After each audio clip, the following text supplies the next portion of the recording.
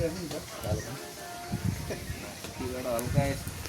चाहिँ हलेसी महादेव थामको चाहिँ मञ्जुश्री गुफामा चाहिँ हाम्रो सानो दाजु उहाँ चाहिँ जाँदै हुनुहुन्छ दर्शन गर्न। अलि माथि नै पर्दो रहेछ क्या मञ्जुश्री गुफा। ल बिस्तारै जानुहोस् दाजु, राम्रोसँग दर्शन गरेर आउनु होला न।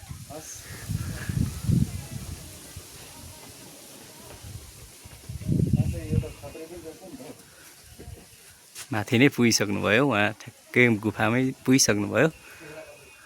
उहाँले दर्शन गर्नुहुन्छ।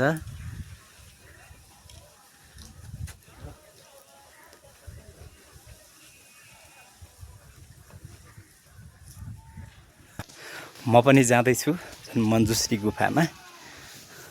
त्यसरी यहाँ भाइहरू पनि आउने तर्खरमा हुँदै हुनुहुन्छ तल। ल भाइहरू बिस्तारै आउनु होला है, म पनि जाँदैछु है मञ्जुश्रीको दर्शन गर्न। हलेसी महादेवको गुफा नजिकै रहेको यो मञ्जुश्री गुफामा।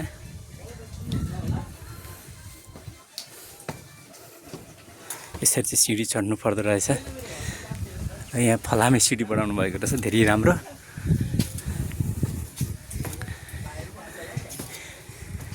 निकै टाइम लाग्दो रहेछ नि है दाजु यहाँ आइपुग्नु त? लगभग लाग्ने रहेछ, निकै टाइम लाग्दैछ, 15-20 मिनटै लाग्ने रहेछ। हामी चाहिँ मञ्जुश्री गुफामा आइपुग्यौँ। यस्तो देखिन्छ मञ्जुश्रीको दर्शन गर्न पायौँ हामीले आज।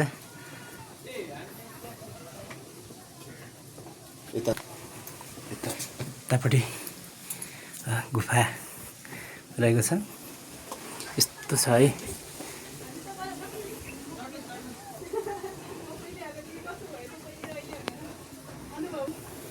र दाजुहरू म चाहिँ यहाँ फर्स्टमा आइपुगेर दर्शन गरिसक्यौँ। अब भाइहरू पनि तलबाट आउँदै हुनुहुन्छ र अन्य भक्तजनहरू पनि आउँदै गरेको दृश्य देखिरहेका छौँ है त।